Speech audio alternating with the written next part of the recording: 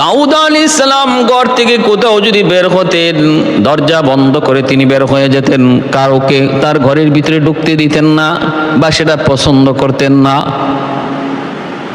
তিনি দরজা বন্ধ করে বের হয়েছেন। বিবি সাহেব দেখতেছেন ঘরের ভিতরে একজন পুরুষ মানুষ দেখা যায়। তিনি ডাক দিয়া বলতেছেন, কে গো, দরজা বন্ধ, ঘরের ভিতরে তুমি ঢুকলা কেমন করে? আল্লাহর দোহাই তুমি বের হও, নতুবা পয়গম্বর দাউদের রোশানল থেকে আমরা কেউ বাঁচতে পারবো না, ধমক থেকে বাঁচতে পারবো না, তিরস্কার থেকে বাঁচতে পারবো না, তুমি বের হও। কিন্তু মানুষটা কিছুই শুনে না, জবাব দেয় না। আল্লাহর পয়গম্বর দাউদ আলাইহিস সালাম তিনি আসলেন। তিনি এসেও দেখেন ভিতরে একজন মানুষ অপরিচিত। ডাক দিয়া বলতেছেন, কে রে ভাই, তুমি কে, কি তোমার পরিচয়? তুমি এখানে কেমন করে ঢুকছ? দরজা বন্ধ, জানালা বন্ধ, ঢুকলা কেমন করে? তুমি কে? ভিতর থেকে আওয়াজ দিয়া কয়, পয়গম্বর, আমার পরিচয় যদি জানতে চান তাহলে শুনুন, আমি কোথাও যাইতে গেলে কারো কোনো অনুমতি নেই না। আমি কোথাও ঢুকতে গেলে দরজা বন্ধ না খোলা সেদিকেও তাকাই না। কোনো প্রতিবন্ধক আমাকে বাধা দিয়া রাখতে পারে না, কোনো দেয়াল আমাকে আটকাতে পারে না। এই কথা বলতে দাউদ আলাইহিস সালাম বলেন, তাহলে তো চিনে ফেলেছি, আপনি মালাকুল মউত আজরাইল। দাউদ আলাইহিস সালাম ভিতরে ঢুকলেন। মালাকুল মউত আজরাইল বলতেছেন, নবী গো, আপনার সময় শেষ, আপনি প্রস্তুত হয়ে যান। আল্লাহর পয়গম্বর তিনি প্রস্তুতি নিলেন, আর তখন ওনার জান কবজ হয়ে গেল। ভাইরা বন্ধুরা, আল্লামা সুদ্দি বলেন, দাউদ আলাইহিস সালামের ইন্তেকাল হয়েছে শনিবার, আবার কোন রওয়ায়াতে এসেছে বুধবার, আবার এক রওয়ায়াতের মধ্যে এসেছে মেহরাবের সিঁড়ি দিয়া নামার সময় ইনি মাঝখানে এসেছেন। ওই সময় মালাকুল মউতের সাথে দেখা, জান কবজের জন্য প্রস্তুতি নিয়ে নেন। দাউদ আলাইহিস সালাম তখন বলতেছেন, ভাই আজরাইল, হয় আমাকে নিচে নামতে দাও, নতুবা একটু উপরে উঠতে দাও। এ ভাই আজরাইল, হয় আমাকে একটু নিচে নামতে দাও, নতুবা উপরে উঠতে দাও। মালাকুল মউত আজরাইল কই, নবী গো, লিকুল্লি উম্মাতিন আজাল, ইযা জাআ আজালুহুম লা ইস্তাখিরুনা সাআতান ওয়া লা ইস্তাকদিমুন। প্রতিটা মানুষের জন্যই তার নির্ধারিত আয়ুষ্কাল রয়েছে। এই আয়ুষ্কালের বেশি কম বেশি কিছুই করা হবে না। সময় যার যখন যেখানে শেষ সেখানেই খতম। এক বিন্দু পরিমাণ টাইম এদিক সেদিক করা হবে না। অতএব আপনি প্রস্তুতি নেন, আপনি প্রস্তুতি নেন। দাউদ আলাইহিস সালাম বুঝে গেলেন। মালাকুল মউত আজরাইল বলেন, আসমান থেকে আপনার জন্য যত যা কিছু ছিল সব কিছুর আইটেম ফুরিয়ে গেছে। জমিনে আপনার রিজিক যা ছিল শেষ হয়ে গেছে। এই জমিনে আপনার অক্সিজেন নেওয়ার যে পরিমাণ ছিল সেই অক্সিজেন ফুরিয়ে গেছে। ওগো নবী, একটা কদম উপরে অথবা নিচে দেওয়ার মতো সময়, এইটুকু বাতাস আপনার জীবনে যা ছিল তা ফুরিয়ে গেছে। আপনার রিজিক যা ছিল তা ফুরিয়ে গেছে। অতএব আর সুযোগ নাই। তিনি ওই সিঁড়ির মধ্যেই সেজদায় লুটায় পড়লেন। সেজদায় লুটায় পড়লেন না, আর মালিকের কদমে সেজদায় পড়ে বলতেছেন, মালিক, আমি তো যাইতে প্রস্তুত, তোমার সাথে দেখা করতে আমি পাগল, কারণ তুমি মাশুক আর আমি আশিক। আল্লাহ, তুমি আমার মাহবুব, আমি তোমার হাবিব। আল্লাহ পাক রব্বুল আলামিনের ইশক ও ভালোবাসা নবী পয়গম্বরগণের অন্তরে কি পরিমাণ ছিল। সিঁড়ির মধ্যেই সেজদারত অবস্থায় দাউদ আলাইহিস সালামের জান কবজ হয়ে গেল। আল্লাহর গোলাম, একটু চিন্তা করে দেখো না, মৌতের সময় হয়ে গেছে বিদায় আল্লাহ তার একজন পয়গম্বরকে সিঁড়ি দিয়ে নামার সুযোগ দেয় নাই, সিঁড়ি দিয়ে উপরে ওঠার সুযোগও দেয় নাই। আমার তোমার যখন যেখানে মৃত্যুর টাইম হয়ে যাবে, আল্লাহর গোলাম গাড়িতে হলে গাড়িতেই, বাড়িতে আসার সুযোগ নাই, অফিসে হলো অফিসেই, সন্তানের কাছে ফেরার সুযোগ নাই, বিদেশ বাড়িতে হলে হবে সেখানেই, দেশে আসার সুযোগ নাই। যার যেখানে যেই হালতে মরণ আল্লাহ লিখে রাখছেন, হাদিস শরীফে আল্লাহর নবী বলেন ওই জায়গা মরতে পৌঁছাইতে আল্লাহ তার একটা হাজত সৃষ্টি করে দেন। যেই জমিনে আল্লাহ যার মরণ লিখে রাখছেন ওই জমিনে পৌঁছার জন্য তার একটা প্রয়োজন আল্লাহ পাক তড়িৎ গতিতে সৃষ্টি করে দেন। সে ওই প্রয়োজনের খাতিরে সেখানে যাওয়ার জন্য পাগল পারা হয়ে যায়, পাগল পারা হয়ে যায়। ভাইরা বন্ধুরা, জন্য বলতেছিলাম এখানেই উনার ইন্তেকাল হয়ে গেল। সুলাইমান আলাইহিস ইসলাম উনার সন্তান সুলাইমান আলাইহিস ইসলাম বাবার লাশটা নিচে নামাইলেন। ভাইরা বন্ধুরা, এরপরে দেখা গেল আল্লাহর পয়গম্বরকে গোসল করানো হলো, কাফন পরানো হলো, জানাজা দেওয়ার জন্য ময়দানে হাজির করা হলো।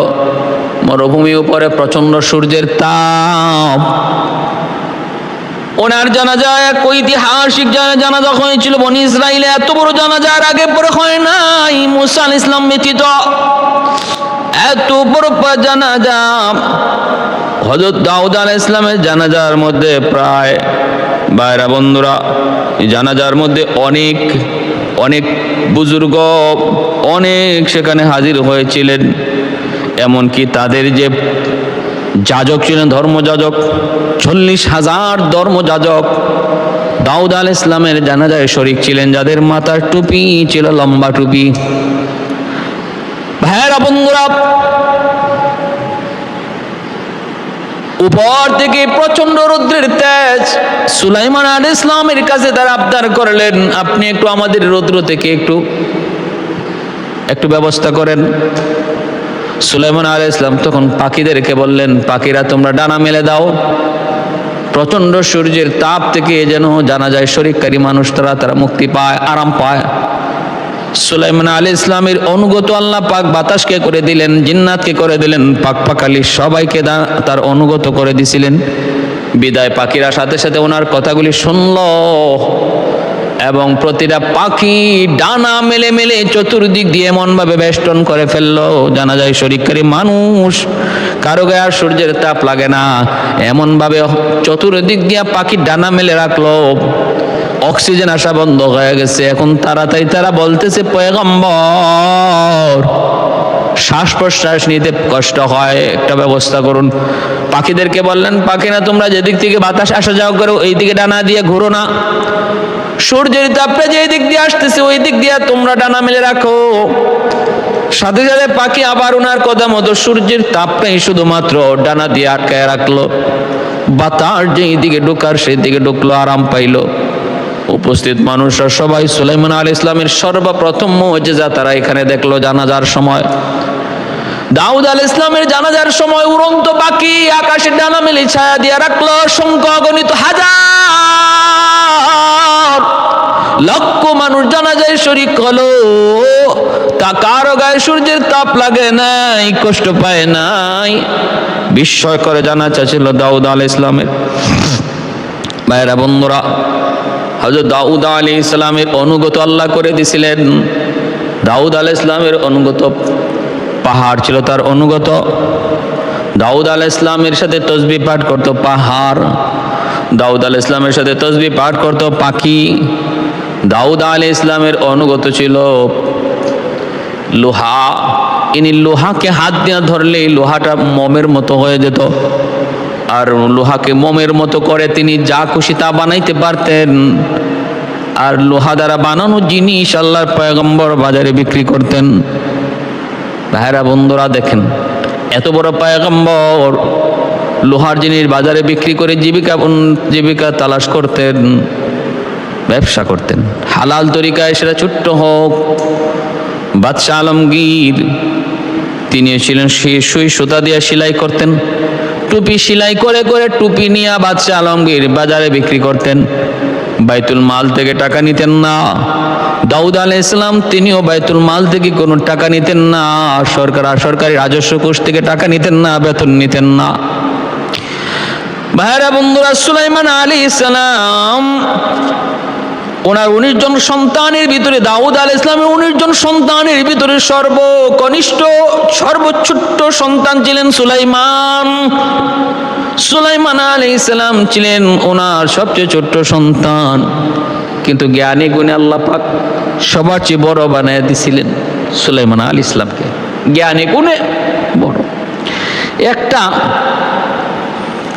ঘটনা উল্লেখ আছে যেটা সবাই শুনে আমরা অনেকেই তৃপ্তি পাই, মজা পাই, কিন্তু এটা কঠিন এক নবীর উপরে অপবাদ, এটা চরম আকারের ভুয়া একটা কথা। সেটা হলো দাউদ আলাইহিস সালাম ওনার নাকি 99 জন স্ত্রী ছিল, এরপরে উনি আরেকজন স্ত্রী বিয়ে করেছিলেন 100 জন। এই সর্বশেষ যে স্ত্রী তার গর্ভে সুলাইমান আলাইহিস সালাম, ওই স্ত্রী কে ছিল? ওনারই এক মন্ত্রী। এই মন্ত্রীর স্ত্রীকে নাকি ইনি বিয়ে করেছেন। ও সৈন্য, ওনারই এক সৈন্য। এই সৈন্যের স্ত্রী ছিল খুব সুন্দরী, তার প্রতি ওনার নাকি লোভ পড়ছে। উনি ওই সৈন্যরে যুদ্ধের কথা বলে বাহিরে পাঠাইয়া হত্যা করছেন, আর এদিকে তার স্ত্রীরে তিনি বিয়ে করে নিয়েছেন। নাউজুবিল্লাহি মিন যালিক। কত বড় কথা এটা! একজন নবীর উপরে কত বড় অপবাদ, কত বড় ডাহা মিথ্যা কথা। এগুলা গাল গল্প, এগুলা বিশ্বাস করার দ্বারা ঈমান থাকবে না।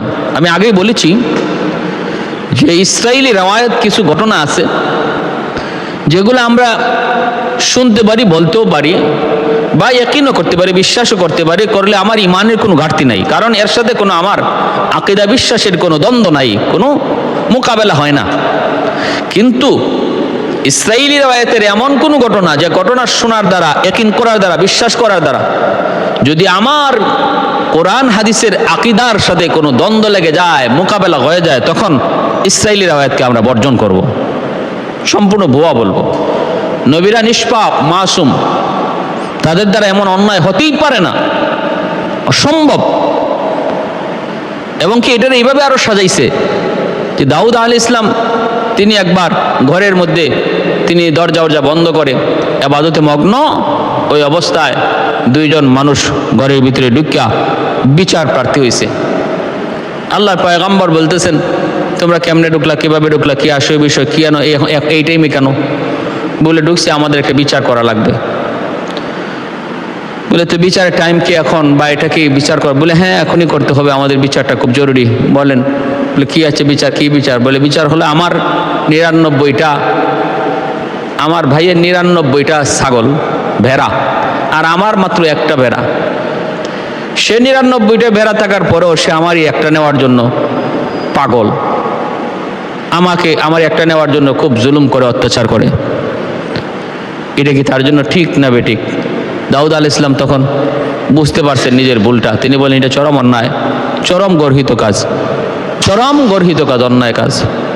তো 99টা ভেড়া তোমার আছে, আরেকজনের আসেই মাত্র একটা, তারটা নেওয়ার জন্য এত পাগল কেন? বলে এটা চরম অন্যায় বলে উনি সেজদায় পড়ে গেছে। বলে আল্লাহ পাক রব্বুল আলামিন বুঝাইছে যে তোমার 99 জন বিবি আছে, আরেকজন বিবি তুমি যে আরেকজনের টানতে চাও, যার আসেই একটা, এটা কি তোমার সাথে তুমি কি জুলুম করো নাই? তুমি কি জালেমের খাতায় পড়ো নাই? সেজদায় পড়ে আল্লাহর কাছে তওবা করলেন, আল্লাহ তাআলা মাফ করলেন, তিনি বুঝে গেছেন। আমার ভাইয়েরা বন্ধুরা, সম্পূর্ণ ডাহা মিথ্যা কথা, নবীর উপরে একটা অপবাদ। মূলত দাউদ আলাইহিস সালাম একবার বলছিলেন, আল্লাহ আমার মহলে এমন কোনো টাইম যায় না যেই টাইমটাতে তোমার জিকির হয় না। টাইম বান্দা ছিল, সময় বান্দা ছিল। ইনি এতটা থেকে এতটা পর্যন্ত আল্লাহর জিকির করবেন, ওনার সন্তান এতটা থেকে এতটা পর্যন্ত জিকির করবে, ওনার অমুক স্ত্রী এতটা থেকে এতটা পর্যন্ত জিকির করবে। অল টাইম মহল জিকিরে থাকতো, আল্লাহর গুণগান, আল্লাহর তাসবিহ তাহলিলে থাকতো, কোনো সময় গ্যাপ দিত না। আল্লাহ পাক রব্বুল আলামিন ওনার টাইমে, উনি যেই টাইমে ইবাদত করবে, এই টাইমে 2 জন বিচার প্রার্থী পাঠাইয়া দিয়া ওনার জিকির থেকে একটু বিরত করাইয়া দিছেন, বুঝাইছেন তোমার এই জিকির করাটাও এটাও তোমার কোনো ক্রেডিট নয়, বাহাদুরি নয়। আমি আল্লাহ সুযোগ দিতেছি, আমি তোমার এই তৌফিক দিতেছি বিধায় এটা করা সম্ভব হচ্ছে। যদি আমি তোমাকে এরকম ব্যস্ততার ভিতরে রেখে দিই, তাহলে কি তোমার দ্বারা আমার জিকির করা সম্ভব? দেখো না, একটু ব্যস্ততার ভিতরে ফালাইয়া দিলাম, 2 জন বিচার প্রার্থী আইলো, এদের ব্যস্ততার ভিতরে পইরা এইটুকু টাইম তো তোমার জিকির থেকে সরে গেল। আমার জিকির থেকে তোমার এইটুকু টাইম গাফেল হয়ে গেল, গাফলতি চলে আসলো, এই টাইমের ভিতরে তো আর জিকির তোমার মহলে কেউ করে নাই। ভাইরা বন্ধুরা, সেজদায় পরে আল্লাহর কাছে তিনি ক্ষমা চাইলেন, আল্লাহ সব কিছু তোমার দেওয়া তৌফিক, আমি আপনিও যে ইবাদত করতেছি, বন্দেগী করতেছি, এটা কার দেওয়া তৌফিক? আল্লাহর দেওয়া।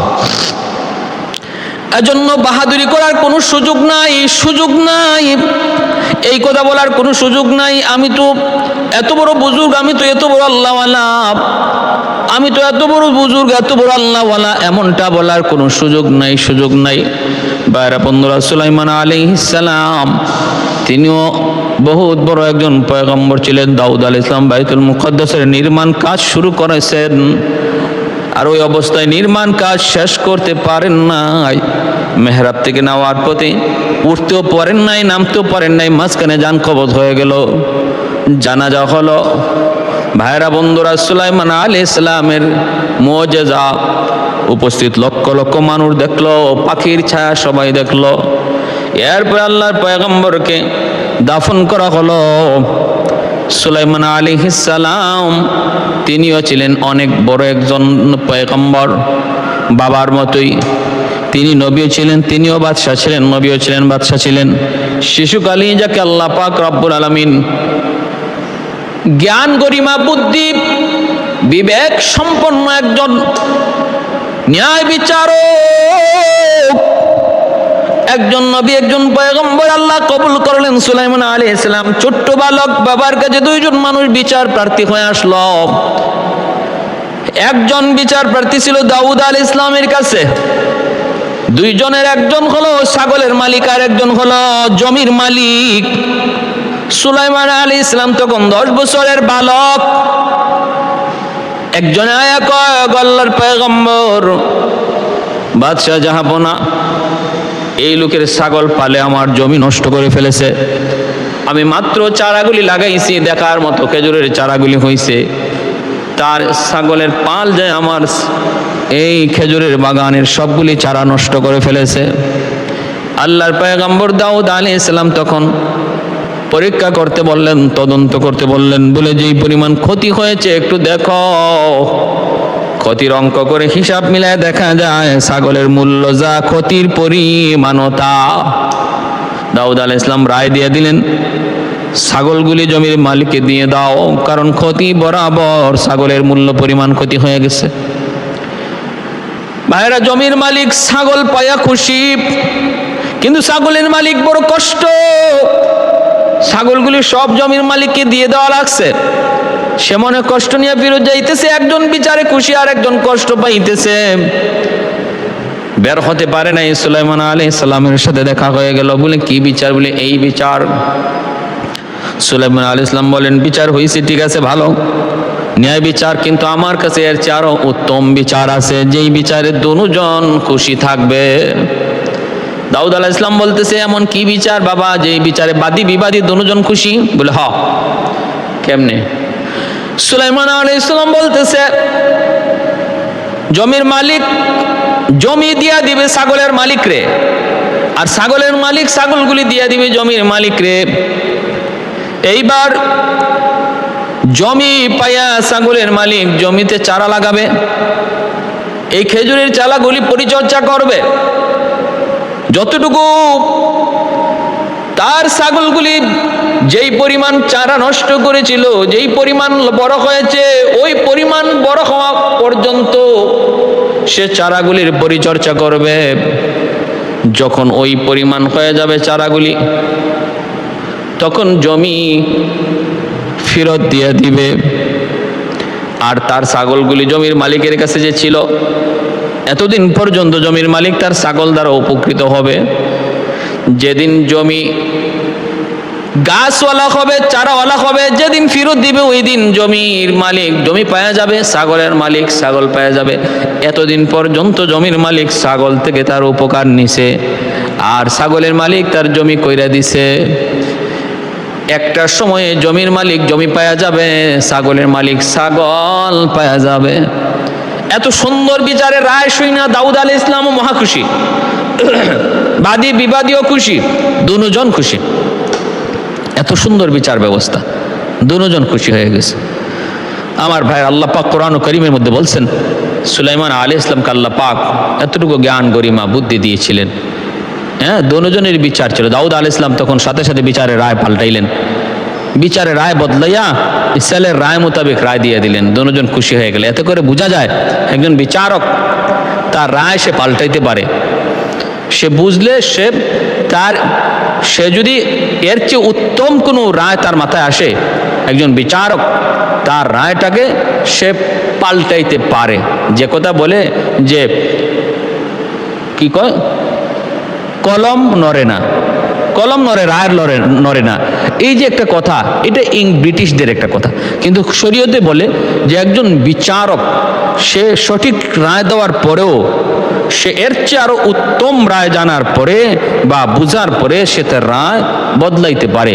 দাউদ আলাইহিস সালাম রায় দিয়ে দিছিলেন, কিন্তু সুলাইমান আলাইহিস সালামের রায়টাকে ইনি আরো উত্তম মনে করছেন, বিধায় এই রায় পাল্টাইয়া ছেলের রায় মোতাবেক রায় দিয়ে দিচ্ছেন।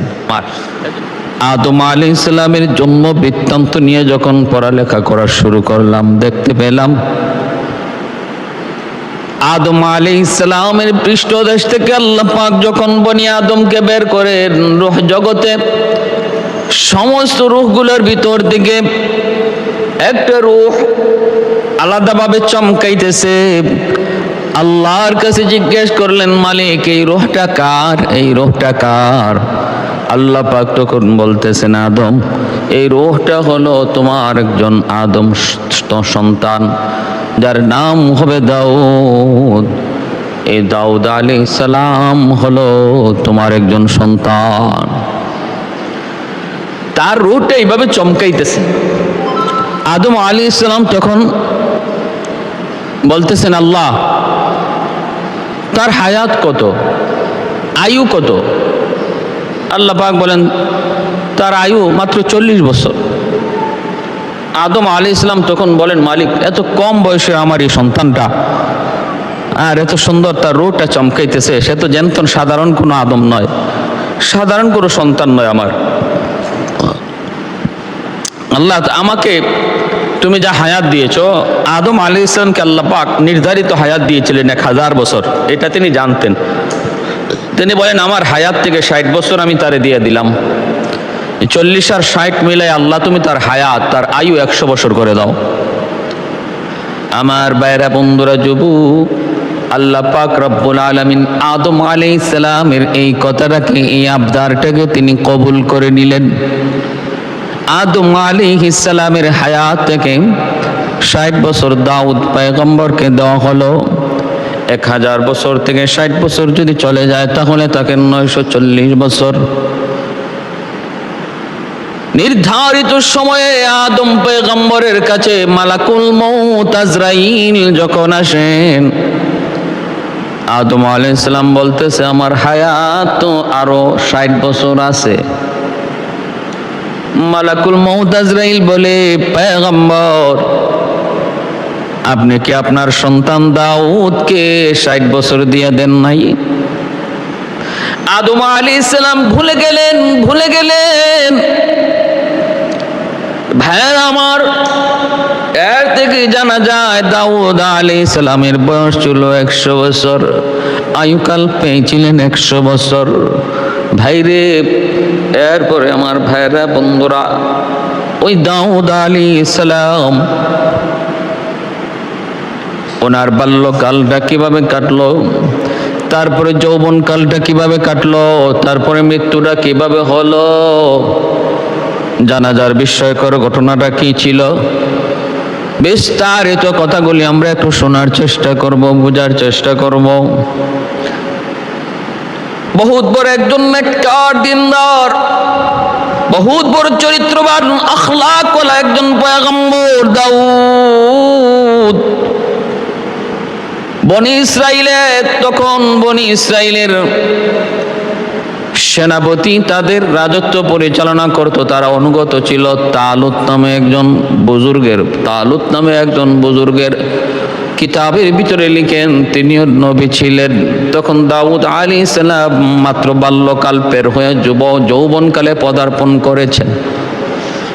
বনি ইসরাইলের সর্দার হলেন তালুত, আর বনি ইসরাইলের দুশমন আমালিকা সম্প্রদায়ের বাদশাহ হলো জালুত।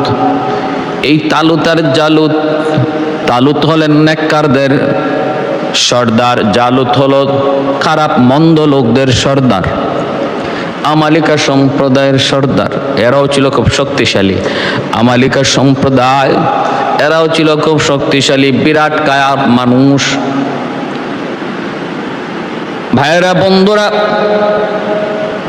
ভালো করে ইয়াদ করে শুনো, এই জালুত আর তালুত তাদের মধ্যে একটা যুদ্ধ হয়েছিল।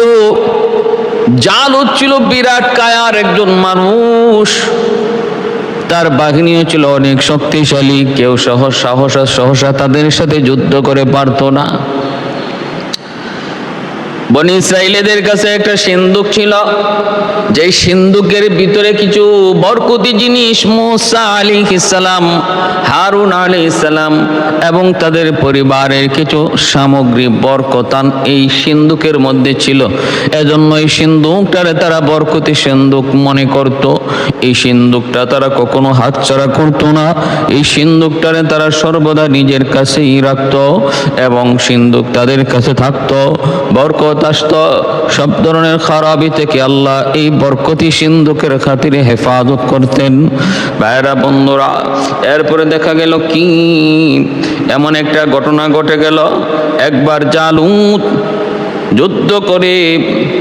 যুদ্ধ করে বনি ইসরাইলীদেরকে পরাজিত করে এবং তাদের ওই সিন্দুকটাকে ছিনায় নিয়ে যায়। এটা তালুতের আগে। ভাইয়েরা বন্ধুরা, তখনও তালুতের হাতে ক্ষমতা আসে নাই। জালুত প্রভাব খাটা শক্তি খাটাইয়া বনি ইসরাইলীদেরকে পরাজিত করলো। ওই বরকতি সিন্দুকটা সে নিয়ে গেল। বনি ইসরাইলের মানুষগুলা হতাশ হয়ে পড়ল, আমাদের বরকতি সিন্দুকটা জালুত নিয়ে গেছে, আমাদের যে কোনো মূল্যে এই সিন্দুক ফিরে আনতে হবে, কারণ এর ভিতরে আল্লাহর পক্ষ থেকে অনেকগুলি বরকতি জিনিস রয়েছে। সিন্দুকের কারণে আমরা আল্লাহর পক্ষ থেকে অনেক বরকত প্রাপ্ত, মুসিবত আযাব থেকে আল্লাহ আমাদেরকে রেহাই দেয়। না, সিন্দুকটা যে কোনো মূল্যে জালুতের কাছ থেকে আনতে হবে। এই চিন্তা, এই ফিকিরে তারা একত্রিত হলো, যুদ্ধ করার জন্য, জিহাদ করার জন্য প্রস্তুতি নিল। সেই প্রস্তুতির ভিতরে একজন পুরা নৌজওয়ান, তখন হযরত দাউদ পয়গম্বর, আল্লাহর পয়গম্বর দাউদ আলাইহিস সালাম তখন একজন পুরনো নৌজওয়ান। তিনি ওই বাহিনীতে যোগ দিলেন, সাধারণ সৈন্যের ভিতরে তিনি যোগ দিলেন। প্রস্তুতি চলল। এইদিকে এই সিন্দুক তারা নেওয়ার পর ওই জালুত সম্প্রদায়, আমালিকা সম্প্রদায়ের ভিতরে সিন্দুকের কারণে বরকত তো নাই, বরং সিন্দুক নেওয়ার কারণে তাদের উপরে আযাব আর গজব। একের পর এক বিপদ। সিন্দুক যেখানেই রাখে সেখানেই মহামারী দেখা দেয়। যেই এলাকায় সিন্দুকটা রাখে সেই এলাকাতেই মহামারী দেখা দেয়। এইভাবে শহরকে শহর, 5টা শহর ধ্বংস হয়ে যাচ্ছে। তারা বুঝতে পারলো মূল হলো এই সিন্দুক। এই সিন্দুক যেখানেই নেওয়া হবে, যেই শহরেই রাখা হবে, ওই শহরটা ধ্বংস হয়ে যাবে। অতএব না, এই সিন্দুক আর আমাদের মাঝে রাখা যায় না। সিন্দুক যেখান থেকে আনছো ওদেরকে বুঝায় দাও। গরুর গাড়ির ভিতরে ওই সিন্দুকটারে বসাইয়া বনি ইসরাইল আবার তারা ফেরত পাঠায় দিল। ভাইরা বন্ধুরা, আল্লাহ পাকের পক্ষ থেকে আল্লাহর সিদ্ধান্ত, আল্লাহ পাক ওই সিন্দুক তার মালিকদের হাতে পৌঁছায় দিলেন। যার জিনিস তাদের কাছে আল্লাহ পৌঁছায় দিলেন।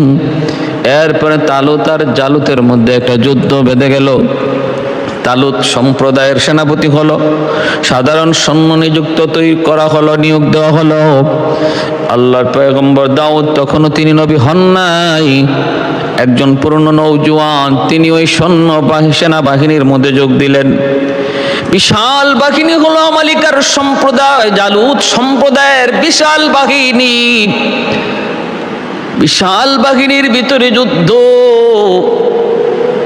ভাইরা বন্ধুরা, তালুত তাদেরকে নিয়ে যখন সৈন্য সামর্থ্য নিয়ে বের হয়েছেন জালুতের সাথে যুদ্ধ করার জন্য, ইনি বলতেছেন আল্লাহ পাক তোমাদের কাছ থেকে পরীক্ষা নিবে, তোমাদের কাছ থেকে আল্লাহ পরীক্ষা নিবে, তোমরা কারা এই যুদ্ধের উপযুক্ত আর কারা উপযুক্ত না। কিসের মাধ্যমে? কয়েকটা নদীর মাধ্যমে। ওই নদীর পানি পান করা, যারা পানি পান করবে না তৃষ্ণার্ত হওয়ার পরেও প্রচন্ড তৃষ্ণা থাকবে, মন চাইবে খুব পেট ভরে পানি খাই, এরপরও যারা পানি পান করবে না, এই এক মুষ্টি আধা মুষ্টি পানি ব্যতীত যারা এতটুকু পানি শুধু পান করবে, বাকি এর বেশি পান করবে না, এরাই শুধু আমার সাথে যুদ্ধে যেতে পারবে। আর যারা পেট ভরে পানি পান করবে, এরা আমার সাথে যুদ্ধে যেতে পারবে না। এটাই আল্লাহর পক্ষ থেকে তোমাদের উপর পরীক্ষা। তালুত তাদেরকে নিয়ে রওনা দিলেন, নদীর কিনারায় গেলেন। প্রচন্ড তৃষ্ণা, উপর থেকে গরম, এক হলো মরুভূমির গরম, আরেক হলো উপরে সূর্যের তাপ। নদীর কিনারায় গেলেন, পানিতে নামলেন। হাজারো সৈন্যের ভিতরে, হাজার হাজার সৈন্যের ভিতরে মাত্র 313 জন মানুষ, 313 জন সৈন্য দাউদ আলাইহিস সালাম সহ, তারা শুধু নবীর কথা মতো অল্প কিছু পানি পান করলেন। প্রচন্ড তৃষ্ণা থাকা সত্ত্বেও তারা এর বেশি পানি পান করলেন না। জান রক্ষা করার মতো দূর পানি শুধু হাতে নিলেন, আর বাকি হাজারেরও উপরে তারা পানি পাইয়া বেহুশ হইয়া পানি পান করলো। যার ফলে ওরা নদী পার হওয়ার পর অলস হয়ে একদম অচেতন হয়ে পড়ে গেল। আর যুদ্ধে যাওয়ার মতো এদের সাহস থাকলো না, নিষ্ক্রিয় হয়ে গেল। তালুত আলাইহিস সালাম তিনি 313 জন ওই বদরের সংখ্যা পরিমাণ এই সৈন্য, হিম্মতওয়ালা সৈন্যদেরকে নিয়ে জালুতের মতো এত বড় শক্তিশালী বাদশার মোকাবেলার রওনা দিয়ে দিলেন। কারণ ইমানদার মুমিনের ভালো করে ইয়াকিন রয়েছে, মুসলমান শক্তি বলে যুদ্ধ করে না, মুসলমান যুদ্ধ করে আল্লাহর গায়বী সাহায্যে। ولا تهنوا ولا تحزنوا وأنتم الأعلون وأنتم الأعلون إن كنتم مؤمنين। আল্লাহ বলেন, ভয় নাই, টেনশন নাই, তোমরা হীনমন্যতায় ভুগো না, তোমরা কোনোদিন পরাজিত হবে না, তোমরাই বিজয়ী হবে যদি তোমরা খাঁটি মুমিন হও। খাঁটি মুমিন কারা? খাঁটি মুমিন হলো ইন্নামাল মুমিনুনাল্লাযীনা ইযা যুকিরাল্লাহু ওয়াজিলাত কুলুবুহুম ওয়া ইযা তুলিয়াত আলাইহিম আয়াতুহু যাদাতুহুম ঈমানা ওয়া আলা রাব্বিহিম ইয়াতাওয়াক্কালুন। আল্লাহ পাক বলেন, যারা খাঁটি মুমিন এরা সর্বদা ভরসা করে একমাত্র আল্লাহর উপর, সৈন্যের উপরও নয়, অস্ত্রের উপরও নয়। অস্ত্র হলো সামান্য উসিলা, সৈন্য হলো উসিলা। বদরে 313 জন নবীর সাহাবী, হাজারের উপরে দুশমন। বিজয় হলো মুসলমানের, কারণ তাদের অন্তরে ইয়াকিন ছিল বিজয় আমরা নিজেদের শক্তি বলে আনবো, বিষয়টা এমন নয়। বিজয় আল্লাহ পাকের হাতে, আল্লাহ পাকের হাতে। আল্লাহ যখন চায় তখন বিজয় দেয়। আল্লাহ পাক যে কোনো একটা উসিলা তালাশ করে উসিলা ধরে আল্লাহ বিজয় দিয়ে দেয়। সাহাবায়ে কেরাম 313 জন, হাতে কিন্তু প্রত্যেকের হাতে তলোয়ার নাই, হাতে ছিল খেজুরের ডাল। সবার কিন্তু উট ছিল না, সবার ঢালও ছিল না, ঘোড়াও ছিল না। ভাইরা বন্ধুরা, খেজুরের ডাল নিয়ে যুদ্ধ করেছেন। বদরের ময়দান ইসলামের প্রথম যুদ্ধ, যে যুদ্ধের দ্বারাই মুসলমানের ভিত মজবুত হয়, এজন্য ভাইরা ভালো করে খেয়াল রাখবো, মুসলমান যতদিন পর্যন্ত আল্লাহ পাকের উপর পূর্ণ ইয়াকিন আর বিশ্বাস আর আস্থা থাকবে, ততদিন পর্যন্ত মালিকের ব্যবহারও আমাদের সাথে এমন হবে। আল্লাহ পাক বলে, আনা ইনদা আবদি জন্নি আলা আনা ইনদা আবদি বি জন্নি, আমার বান্দা আমার উপরে যেই পরিমাণ ধারণা রাখে, যেমন ধারণা রাখে, আমি তার সাথে এমন আচরণ করি। আল্লাহ পাকের উপর আমাদের ভরসা যদি 100 হয়, আল্লাহ পাকের লেনদেনও আমাদের সাথে 100 হবে। আল্লাহ পাকের উপর ভরসা যদি 50% হয়, আল্লাহ পাকের লেনদেনও 50%ই হবে। আল্লাহর উপর আমাদের ভরসা আর বিশ্বাস যদি 10% হয়, আল্লাহ আমাদের সাথে লেনদেনও করবেন 10%। কিন্তু ভাইয়েরা বন্ধুরা মনে রাখবা, এটা আমার আল্লাহর কথা, হাদিসে কুদসি, বান্দা তুমি আমার উপর যেমন ধারণা করো, আমি তোমার সাথে এমন আচরণই করি। সুবহানাল্লাহ। এজন্যই আল্লাহর উপর ইয়াকিন, ভরসা, বিশ্বাস, আস্থা মুমিনের হবে 100। উহুদের ময়দানে সামান্য পরিমাণ কিছু অন্তরে ভাব আসছে, বদরে আমরা সংখ্যায় কম, তবু বিজয় লাভ করেছি। উহুদে তো আমরা প্রচুর, উহুদে তো বদরের তুলনায় আমাদের সংখ্যা অনেক বেশি, আমরা বিজয় আনবো না কেন? ভাইরা এতটুকু অন্তরে আসছে, আল্লাহ পাক রব্বুল আলামিন সাথে সাথে আল্লাহ পাক উহুদের প্রাথমিক অবস্থাটা বিপর্যয়ে ফালাই দিয়েছেন মুসলমানকে। মুসলমানের বহু সাহাবায়ে কেরাম উহুদের প্রান্তরে শহীদ হয়ে গেলেন, অথচ উহুদের জমিনে নবীর সাহাবী বদরের চেয়ে বেশি ছিলেন। আমির হামজার মতো নবীর কলিজার টুকরা চাচা, আব্দুল্লাহ বিন জাহাসের মতো নবীর আপন ফুফাতো ভাই, একসাথে একই অবস্থায় একই ধরনের শহীদ হলেন। দুজনের নাক কান কেটে দেওয়া হলো। বাইরা বন্ধুরা, যে উহুদের ময়দানে আমার নবীর দান মোবারক শহীদ হয়, রক্ত ঝরে নবীকে সাহাবায়ে কেরাম চতুর্দিক দিয়ে পরিবেষ্টন করে রাখেন। আবু তালহা রাদিয়াল্লাহু তাআলা আনহু আমার নবীকে নিজের বুকের মধ্যে জড়ায় ধইলাম, পিঠটা দুশমনের দিকে দিয়া দিছেন আর বলতেছেন, তোমরা যা পারো আমার গায়ে তীর মারো রে, তবু আমার মায়ার নবীর গায়ে তীর লাগতে দিব না। পুরা দেহটা আবু তালহার ঝাঁঝরা হয়ে গেল, একটা তীর আমার নবীর গায়ে লাগতে দেন নাই। শহীদ হয়ে গেলেন নবী, দেখেন চালুনির মতো ঝাঁঝরা হয়ে গেছে পুরা দেহ। দয়ার নবীর প্রাথমিক অবস্থাটা কত বিপর্যয়ের। উহুদের ময়দান, আমার নবীকে উহুদের পাহাড় নবীকে আশ্রয় দিয়েছে, ডাকতেছে, নবী গো একটু আমার মাঝে আসেন। আল্লাহ নবী ওই পাহাড়ের ওই গর্তের কিনারায় নবী যা একটু আশ্রয় নিলেন। ভাইরা বন্ধুরা, জন্য বলতেছিলাম রে আল্লাহর গোলাম, একটু মনোযোগ দিয়ে খেয়াল করে শোনো।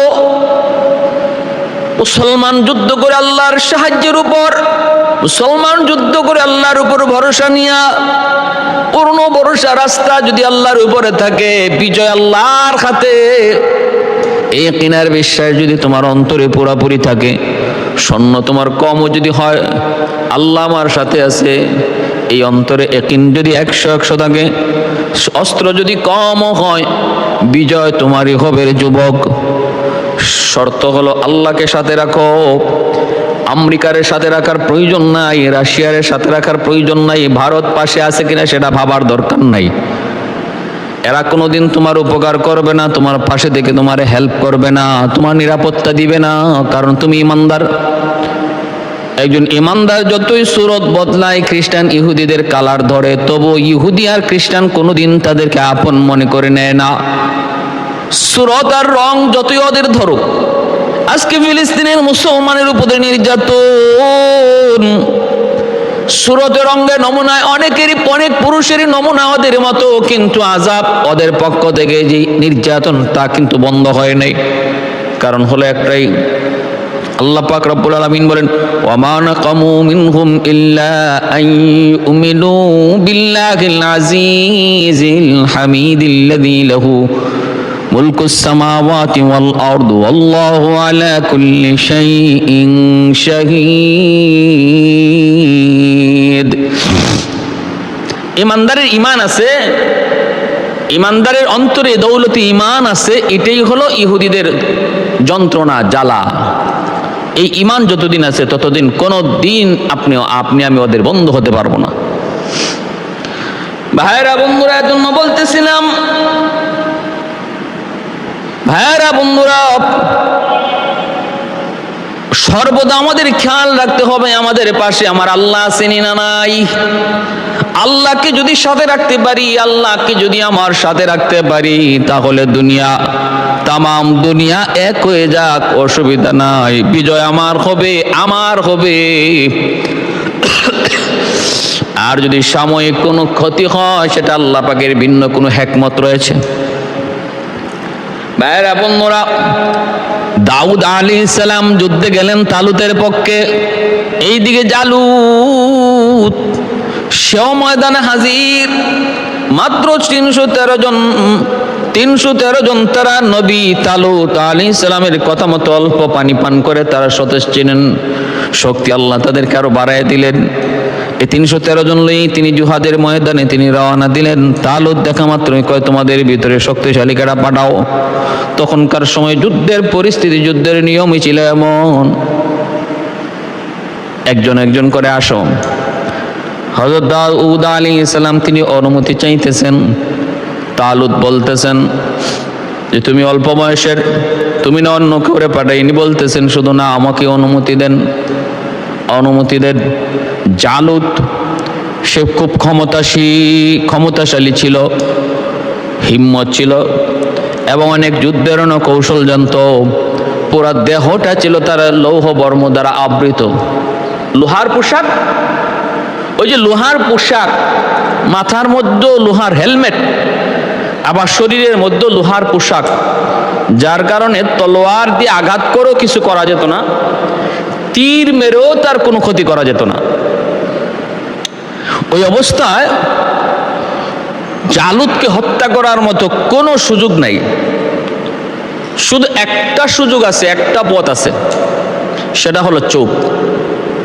এই চোখের দুইটা ছোট্ট ছিদ্র, এই চোখের দুইটা ছোট্ট ছিদ্রই শুধু খোলা ছিল, আর বাকি বডি পুরাটা লোহার বর্ম দ্বারা আবৃত ছিল। হযরত দাউদ আলাইহিস সালাম মাত্র যৌবনে পদার্পণ করেছেন।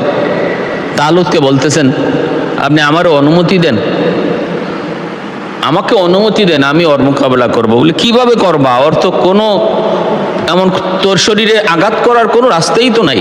উনি বলেন, ইনশাআল্লাহ আমি ব্যবস্থা করব, আল্লাহ আমাকে সাহায্য করবেন, আপনি আমাকে অনুমতি দেন।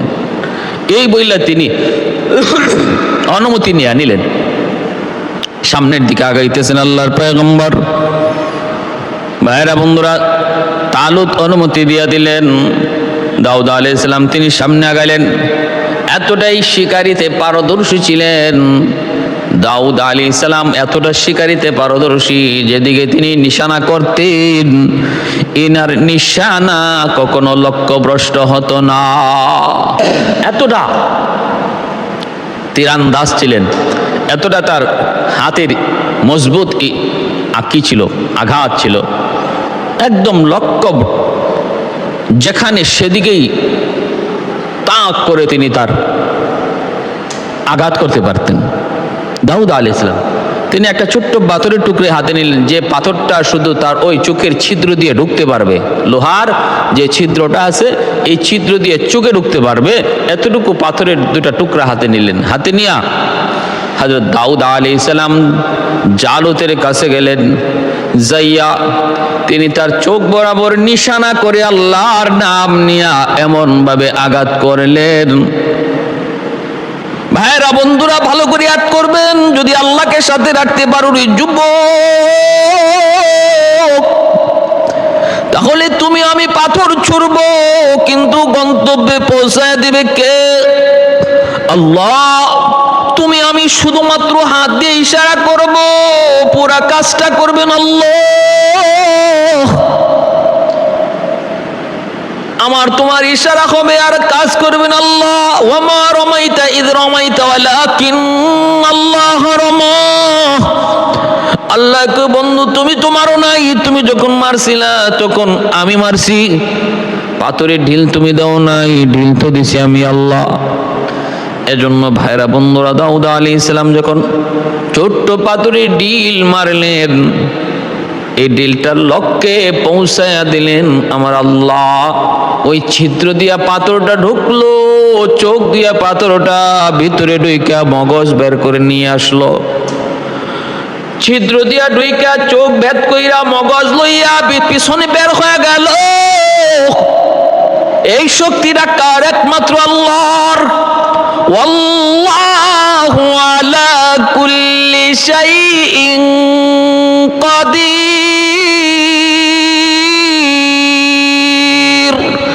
সকল ক্ষমতার মালিক একমাত্র আল্লাহ। সকল ক্ষমতার মালিক একমাত্র আল্লাহ। আবাবিল পাখির পায়ের মধ্যে ছোট্ট পাথরের কণা, টুটির মধ্যে পাথরের কণা। ওই পাথরের কণা যখন আব্রাহার বাহিনীর উপরে ছাড়ল, আব্রাহার বাহিনীর উপরে ছাড়া মাত্রই দেখা গেল প্রত্যেক সৈন্যের নাম পাথরের মধ্যে লেখা। নাম লেখা পাথর মাথার মধ্যে পড়লো, ছিদ্র করে, বডি ছিদ্র করে, পায়খানার রাস্তা দিয়া বডির নারী বুড়ি বের করে। যে হাতির উপরে বসা ছিল সে হাতির বডিটা ছিদ্র করে মাটিতে দেবে গেল। একটা পাখি টুটের মধ্যে রাখা পাথরের কণায় যদি এমন শক্তি আল্লাহ পাক দিতে পারে, দাউদ আলাইহিস ইসলামের হাতের ইশারায় যেই পাথরের টুকরাটা ঢিল মারলেন, ওই পাথরের টুকরায় কেমন শক্তি আল্লাহ পাক দিয়েছিলেন। ছিদ্র দিয়ে ঢুকলো, চোখ ভেদ করে মাথার মগজ লইয়া পিছন দিকে বের হয়ে গেল। ভাইরা বন্ধুরা, এজন্য বলতেছিলাম সকল ক্ষমতার মালিক একমাত্র আল্লাহ। কাদিরে কুদরত দারি হরচে খাহি আকুনি। কাদিরে কুদরত দারি হরচে খাহি আকুনি। মুর্দা রাজা হম তো বখশি জিন্দারা বেজা কুনি। মুর্দা রাজা হম তো বখশি জিন্দারা বেজা কুনি। কাদিরে কুদরত দারি বরকামাল আনতা রব্বি আনতা হাসবি যুল জালাল। জালুত শেষ হয়ে গেল। ওদের সর্দার, আমালিকা সম্প্রদায়ের সর্দার জালুত যখন খতম হয়ে গেছে, বাকিরা যারা ছিল সৈন্য সব ভয়ে ময়দান থেকে পালাইছে। হযরত তালুত আলাইহিস ইসলামের নেতৃত্বে, দাউদ আলাইহিস ইসলামের আঘাতে, বাহাদুরিতে জালুতের মতো ক্ষমতাসীন, অতি ক্ষমতাবান বাহিনীর বিরুদ্ধে বনি ইসরায়েলের বিজয় হলো। বনি ইসরায়েলের বিজয় হলো। ভাইরা বন্ধুরা, এরপরে আল্লাহর পয়গম্বর দাউদ আলাইহিস সালাম, আল্লাহ পাক রব্বুল আলামিন ওনাকে নবী বানাইলেন। 40 বছর বয়সে আল্লাহর পয়গম্বর তিনি নবুয়তি পাইলেন। ভাইরা বন্ধুরা, হায়াত ছিল কম, কিন্তু আদম আলাইহিস সালামের দেওয়া হায়াত পাইয়া হায়াত বেড়ে গেল, আয়ু বেড়ে গেল, 100 হলো। ইন্তেকাল কেমনে হয়? মুসনাদে আহমদ কিতাবের ভিতরে এসেছে, আবু হুরায়রা রাদিয়াল্লাহু তাআলা আনহু থেকে বর্ণিত। দাউদ আলাইহিস সালাম অনেক আত্মমর্যাদাবান একজন মানুষ ছিলেন, গায়রত ছিল খুব বেশি। দাউদ আলাইহিস সালাম ঘর থেকে কোথাও যদি বের হতেন, দরজা বন্ধ করে তিনি বের হয়ে যেতেন। কাউকে তার ঘরের ভিতরে ঢুকতে দিতেন না, বা সেটা পছন্দ করতেন না। তিনি দরজা বন্ধ করে বের হয়েছেন। বিবি সাহেব দেখতেছেন ঘরের ভিতরে একজন পুরুষ মানুষ দেখা যায়। তিনি ডাক দিয়া বলতেছেন, কে গো, দরজা বন্ধ, ঘরের ভিতরে তুমি ঢুকলা কেমন করে? আল্লাহর দোহাই তুমি বের হও, নতুবা পয়গম্বর দাউদের রোশানল থেকে আমরা কেউ বাঁচতে পারবো না, ধমক থেকে বাঁচতে পারবো না, তিরস্কার থেকে বাঁচতে পারবো না, তুমি বের হও। কিন্তু মানুষটা কিছুই শুনে না, জবাব দেয় না। আল্লাহর পয়গম্বর দাউদ আলাইহিস সালাম তিনি আসলেন। তিনি এসেও দেখেন ভিতরে একজন মানুষ অপরিচিত। ডাক দিয়া বলতেছেন, কে রে ভাই তুমি কে, কি তোমার পরিচয়, তুমি এখানে কেমন করে ঢুকছো, দরজা বন্ধ জানালা বন্ধ, ঢুকলা কেমন করে, তুমি কে? ভিতর থেকে আওয়াজ দিয়া কয়, পয়গম্বর আমার পরিচয় যদি জানতে চান তাহলে শুনুন, আমি কোথাও যাইতে গেলে কারো কোনো অনুমতি নেই না, আমি কোথাও ঢুকতে গেলে দরজা বন্ধ না খোলা সেদিকেও তাকাই না, কোনো প্রতিবন্ধক আমাকে বাধা দিয়ে রাখতে পারে না, কোনো দেয়াল আমাকে আটকাতে পারে না। এই কথা বলতে দাউদ আলাইহিস সালাম বলেন, তাহলে তো আর চিনে ফেলেছি আপনি মালাকুল মউত আজরাইল। দাউদ আলাইহিস সালাম ভিতরে ঢুকলেন, মালাকুল মউত আজরাইল বলতেছেন, নবী গো আপনার সময় শেষ, আপনি প্রস্তুত হয়ে যান। আল্লাহর পয়গম্বর তিনি প্রস্তুতি নিলেন, আর তখন ওনার জান কবজ হয়ে গেল। ভাইরা বন্ধুরা, আল্লামা সুদ্দি বলেন, দাউদ আলাইহিস সালামের ইন্তেকাল হয়েছে শনিবার, আবার কোন রওয়ায়াতে এসেছে বুধবার, আবার এক রওয়ায়াতের মধ্যে এসেছে মেহরাবের সিঁড়ি দিয়ে নামার সময় ইনি মাঝখানে এসেছেন। ওই সময় মালাকুল মউতের সাথে দেখা, জান কবজের জন্য প্রস্তুতি নিয়ে নেন। দাউদ আলাইহিস সালাম তখন বলতেছেন, ভাই আজরাইল, হয় আমাকে নিচে নামতে দাও নতুবা একটু উপরে উঠতে দাও। এ ভাই আজরাইল,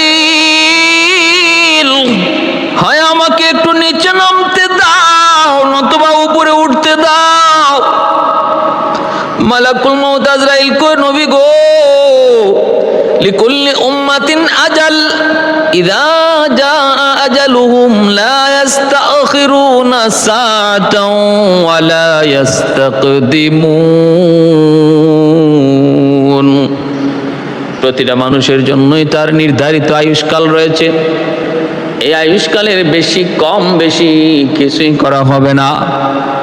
সময় যার যখন যেখানে শেষ সেখানেই খতম, এক বিন্দু পরিমাণ টাইম এদিক সেদিক করা হবে না। অতএব আপনি প্রস্তুতি নেন, আপনি প্রস্তুতি নেন। দাউদ আলাইহিস সালাম বুঝে গেলেন।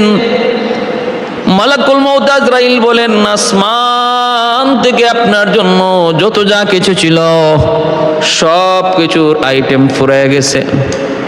জমিনে আপনার রিজিক যা ছিল শেষ হয়ে গেছে। এই জমিনে আপনার অক্সিজেন নেওয়ার যে পরিমাণ ছিল সেই অক্সিজেন ফুরিয়ে গেছে। ওগো নবী, একটা কদম উপরে অথবা নিচে দেওয়ার মতো সময়, এইটুকু বাতাস আপনার জীবনে যা ছিল তা ফুরিয়ে গেছে। আপনার রিজিক যা ছিল তা ফুরিয়ে গেছে। অতএব আর সুযোগ নাই। তিনি ওই সিঁড়ির মধ্যেই সেজদায় লুটায় পড়লেন। সেজদায় লুটায় পড়লেন না, আর মালিকের কদমে সেজদায় পড়ে বলতেছেন, মালিক আমি তো যাইতে প্রস্তুত, তোমার সাথে দেখা করতে আমি পাগল, কারণ তুমি মাশুক আর আমি আশিক। আল্লাহ তুমি আমার মাহবুব, আমি তোমার হাবিব। আল্লাহ পাক রব্বুল আলামিনের ইশক ও ভালোবাসা নবী পয়গম্বরগণের অন্তরে কি পরিমাণ ছিল। সিঁড়ির মধ্যেই সেজদারত অবস্থায় দাউদ আলাইহিস সালামের জান কবজ হয়ে গেল। আল্লাহর গোলাম, একটু চিন্তা করে দেখো না, মৌতের সময় হয়ে গেছে বিদায় আল্লাহ তার একজন পয়গম্বরকে সিঁড়ি দিয়ে নামার সুযোগ দেয় নাই, সিঁড়ি দিয়ে উপরে ওঠার সুযোগও দেয় নাই।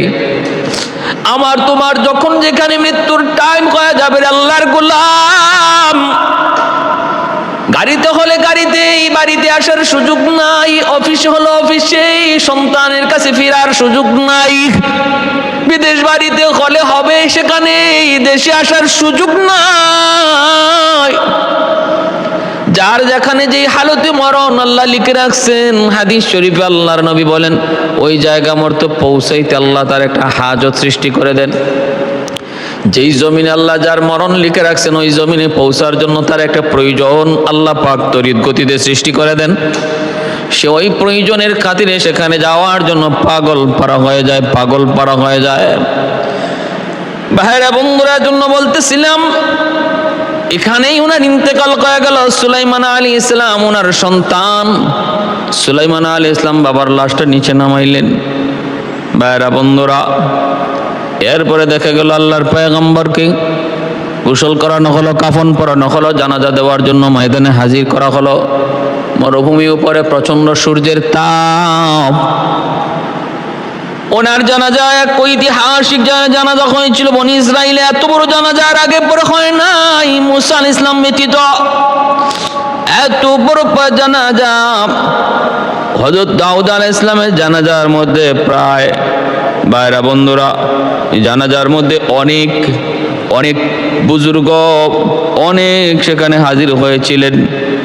এমনকি তাদের যে যাজক ছিলেন, ধর্মযাজক, 40,000 ধর্মযাজক দাউদ আলাইহিস সালামের জানাজায় শরীক ছিলেন, যাদের মাথার টুপি ছিল লম্বা টুপি। ভাইরা বন্ধুরা, উপর থেকে প্রচন্ড রৌদ্রের তেজ। সুলাইমান আলাইহিস সালামের কাছে তারা আবদার করলেন, আপনি একটু আমাদের রৌদ্র থেকে একটু ব্যবস্থা করেন। সুলাইমান আলাইহিস সালাম তখন পাখিদেরকে বললেন, পাখিরা তোমরা ডানা মেলে দাও, প্রচন্ড সূর্যের তাপ থেকে যেন জানাজায় শরীককারী মানুষ তারা মুক্তি পায়, আরাম পায়। সুলাইমান আলাইহিস সালামের অনুগত আল্লাহ পাক বাতাসকে করে দিলেন, জিন্নাতকে করে দিলেন, পাকপাখালি সবাইকে তার অনুগত করে দিছিলেন। বিদায় পাখিরা সাথে সাথে ওনার কথাগুলি শুনল এবং প্রতিটা পাখি ডানা মেলে মেলে চতুর্দিক দিয়ে এমন ভাবে বেষ্টন করে ফেললো, জানা যায় শরীককারী মানুষ কারো গায়ে আর সূর্যের তাপ লাগে না। এমন ভাবে চতুর্দিক দিয়ে পাখি ডানা মেলে রাখলো, অক্সিজেন আসা বন্ধ হয়ে গেছে। এখন তাড়াতাড়ি তারা বলতেছে, পয়গম্বর শ্বাস প্রশ্বাস নিতে কষ্ট হয়, একটা ব্যবস্থা করুন। পাখিদেরকে বললেন, পাখিরা তোমরা যেদিক থেকে বাতাস আসা যাওয়া করো এই দিকে ডানা দিয়ে ঘুরো না, সূর্যের তাপটা যে দিক দিয়ে আসতেছে ওই দিক দিয়ে তোমরা ডানা মেলে রাখো। সাথে সাথে পাখি আবার ওনার কথা মতো সূর্যের তাপটাই শুধুমাত্র ডানা দিয়ে আটকায় রাখলো। বাতাস যেই দিকে ঢুকার সেই দিকে ঢুকলো, আরাম পাইলো। উপস্থিত মানুষরা সবাই সুলাইমান আলাইহিস সালামের সর্বপ্রথম মুজিজা তারা এখানে দেখলো। জানাজার সময় দাউদ আলাইহিস সালামের জানাজার সময় উড়ন্ত পাখি আকাশে ডানা মেলে ছায়া দিয়ে রাখলো। সংখ্যা অগণিত হাজার লক্ষ মানুষ জানাজায় শরীক হলো। তা কারো গায়ে সূর্যের তাপ লাগে নাই, কষ্ট পায় নাই। বিস্ময়কর জানাজা ছিল দাউদ আলাইহিস সালামের। ভাইরা বন্ধুরা, হযরত দাউদ আলাইহিস সালামের অনুগত আল্লাহ করে দিছিলেন। দাউদ আলাইহিস সালামের অনুগত পাহাড় ছিল, তার অনুগত। দাউদ আলাইহিস সালামের সাথে তাসবিহ পাঠ করত পাহাড়, দাউদ আলাইহিস সালামের সাথে তাসবিহ পাঠ করত পাখি। দাউদ আলাইহিস সালামের অনুগত ছিল লোহা।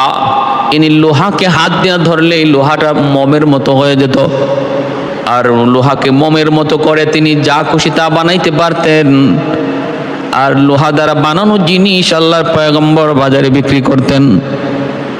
ভাইরা বন্ধুরা দেখেন, এত বড় পয়গম্বর লোহার জিনিস বাজারে বিক্রি করে জীবিকা তালাশ করতেন, ব্যবসা করতেন হালাল তরিকায়, সেটা ছোট্ট হোক। বাদশাহ আলমগীর তিনিও ছিলেন, সুই সুতা দিয়ে সেলাই করতেন, টুপি সেলাই করে করে টুপি নিয়ে বাদশাহ আলমগীর বাজারে বিক্রি করতেন। বাইতুল মাল থেকে টাকা নিতেন না। দাউদ আলাইহিস সালাম তিনিও বাইতুল মাল থেকে কোনো টাকা নিতেন না, সরকারি রাজস্ব কোষ থেকে টাকা নিতেন না, বেতন নিতেন না। ভাইরা বন্ধুরা, সুলাইমান আলাইহিস সালাম ওনার 19 জন সন্তানের ভিতরে, দাউদ আলাইহিস সালামের 19 জন সন্তানের ভিতরে সর্বকনিষ্ঠ সর্বছোট্ট সন্তান ছিলেন সুলাইমান। সুলাইমান আলাইহিস সালাম ছিলেন ওনার সবচেয়ে ছোট্ট সন্তান, কিন্তু জ্ঞানী গুণে আল্লাহ পাক সবার চেয়ে বড় বানায় দিয়েছিলেন সুলাইমান আলাইহিস সালামকে, জ্ঞানী গুণে বড়। একটা ঘটনা উল্লেখ আছে যেটা সবাই শুনে আমরা অনেকটাই তৃপ্তি পাই, মজা পাই, কিন্তু এটা কঠিন এক নবীর উপরে অপবাদ, এটা চরম আকারের ভুয়া একটা কথা। সেটা হলো দাউদ আলাইহিস সালাম ওনার নাকি 99 জন স্ত্রী ছিল। এরপরে উনি আরেকজন স্ত্রী বিয়ে করেছিলেন 100 জন। এই সর্বশেষ যে স্ত্রী, তার গর্ভে সুলাইমান আলাইহিস সালাম। ওই স্ত্রী কে ছিল? ওনারই এক মন্ত্রী। এই মন্ত্রীর স্ত্রীকে নাকি ইনি বিয়ে করেছেন। ও সৈন্য, ওনারই এক সৈন্য। এই সৈন্যের স্ত্রী ছিল খুব সুন্দরী, তার প্রতি ওনার নাকি লোভ পড়ছে। উনি ওই সৈন্যরে যুদ্ধের কথা বলে বাহিরে পাঠাইয়া হত্যা করছেন, আর এদিকে তার স্ত্রীরে তিনি বিয়ে করে নিয়েছেন। নাউজুবিল্লাহি মিন যালিক। কত বড় কথা! এটা একজন নবীর উপরে কত বড় অপবাদ, কত বড় ডাহা মিথ্যা কথা! এগুলা গাল গল্প, এগুলা বিশ্বাস করার দ্বারা ঈমান থাকবে না। আমি আগেই বলেছি যে ইসরাইলি রওয়ায়াত কিছু ঘটনা আছে যেগুলো আমরা শুনতে পারি, বলতেও পারি, বা ইয়াকিনও করতে পারি, বিশ্বাসও করতে পারি। করলে আমার ঈমানের কোনো ঘাটতি নাই, কারণ এর সাথে কোনো আমার আকীদা বিশ্বাসের কোনো দ্বন্দ্ব নাই, কোনো মোকাবেলা হয় না। কিন্তু ইসরাইলি রওয়ায়াতের এমন কোন ঘটনা, যে ঘটনা শোনার দ্বারা, ইয়াকিন করার দ্বারা, বিশ্বাস করার দ্বারা যদি আমার কোরআন হাদিসের আকীদার সাথে কোনো দ্বন্দ্ব লেগে যায়, মোকাবেলা হয়ে যায়, তখন ইসরাইলি রওয়ায়াতকে আমরা বর্জন করব, সম্পূর্ণ ভুয়া বলবো। নবীরা নিষ্পাপ, মাসুম, তাদের দ্বারা এমন অন্যায় হতেই পারে না, অসম্ভব। এবং কি এটার এইভাবে আরো সাজাইছে যে দাউদ আলাইহিস সালাম তিনি একবার ঘরের মধ্যে তিনি দরজা বন্ধ করে ইবাদতে মগ্ন, ওই অবস্থায় দুইজন মানুষ ঘরের ভিতরে ঢুকিয়া বিচার প্রার্থী হয়েছে। আল্লাহর পয়গম্বর বলতেছেন, তোমরা কেমনে ঢুকলা, কিভাবে ঢুকলা, কি আসে বিষয়, কেন এই টাইমে কেন? বলে ঢুকছে, আমাদের একটা বিচার করা লাগবে।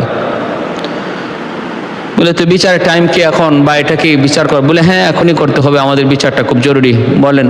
বলে কি আছে বিচার? কি বিচার? বলে বিচার হলো আমার 99টা, আমার ভাইয়ের 99টা ছাগল, ভেড়া, আর আমার মাত্র একটা ভেড়া। সে 99টা ভেড়া থাকার পরেও সে আমারই একটা নেওয়ার জন্য পাগল, আমার একটা নেওয়ার জন্য খুব জুলুম করে, অত্যাচার করে। এটা কি তার জন্য ঠিক না বেঠিক? দাউদ আলাইহিস সালাম তখন বুঝতে পারছেন নিজের ভুলটা। তিনি বলেন, এটা চরম অন্যায়, চরম গর্হিত কাজ, অন্যায় কাজ।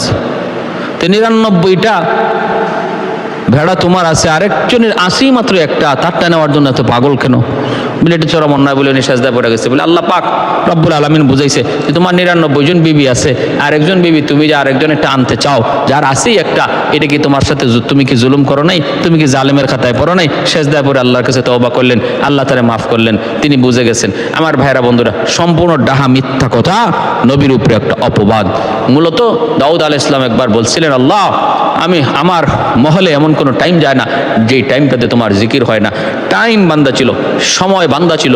ইনি এতটা থেকে এতটা পর্যন্ত আল্লাহর জিকির করবেন, ওনার সন্তান এতটা থেকে এতটা পর্যন্ত জিকির করবে, ওনার অমুক স্ত্রী এতটা থেকে এতটা পর্যন্ত জিকির করবে। অল টাইম মহল জিকিরে থাকতো, আল্লাহর গুণগান, আল্লাহর তসবিহ তাহলিলে থাকতো, কোনো সময় গ্যাপ যেত না।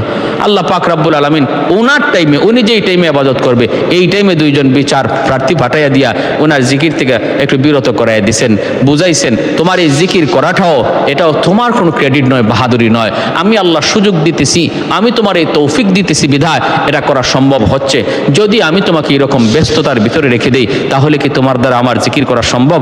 দেখো না, একটু ব্যস্ততার ভিতরে ফালাইয়া দিলাম, দুইজন বিচার প্রার্থী আইলো, এদের ব্যস্ততার ভিতরে পইরা এইটুকু টাইম তো তোমার জিকির থেকে সরে গেল, আমার জিকির থেকে তোমার এইটুকু টাইম গাফেল হয়ে গেল, গাফলতি চলে আসলো। এই টাইমের ভিতরে তো আর জিকির তোমার মহলে কেউ করে নাই। ভাইরা বন্ধুরা, সেজদায় পরে আল্লাহর কাছে তিনি ক্ষমা চাইলেন, আল্লাহ সব কিছু তোমার দেওয়া তৌফিক, আমি আপনিও যে ইবাদত করতেছি, বন্দেগী করতেছি, এটা কার দেওয়া তৌফিক? আল্লাহর দেওয়া। এজন্য বাহাদুরি করার কোনো সুযোগ নাই, এই কথা বলার কোনো সুযোগ নাই। আমি তো এত বড় বুজুর্গ, আমি তো এত বড় আল্লাহওয়ালা, আমি তো এত বড় বুজুর্গ, এত বড় আল্লাহওয়ালা, এমনটা বলার কোনো সুযোগ নাই। বাইরা বন্ধুরা, সুলাইমান আলাইহিস সালাম তিনিও বহুত বড় একজন পয়গম্বর ছিলেন। দাউদ আলাইহিস সালাম বাইতুল মুকাদ্দাসের নির্মাণ কাজ শুরু করেছেন, আর ওই অবস্থায় নির্মাণ কাজ শেষ করতে পারেন নাই। মেহরাব থেকে নেওয়ার পথে উঠতেও পারেন নাই, নামতেও পারেন নাই, মাঝখানে জান কবজ হয়ে গেল।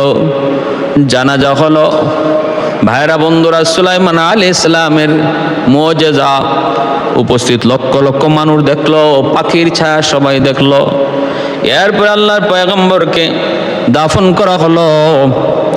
সুলাইমান আলাইহিস সালাম তিনিও ছিলেন অনেক বড় একজন পয়গম্বর, বাবার মতোই। তিনি নবীও ছিলেন, তিনিও বাদশাহ ছিলেন, নবীও ছিলেন, বাদশাহ ছিলেন।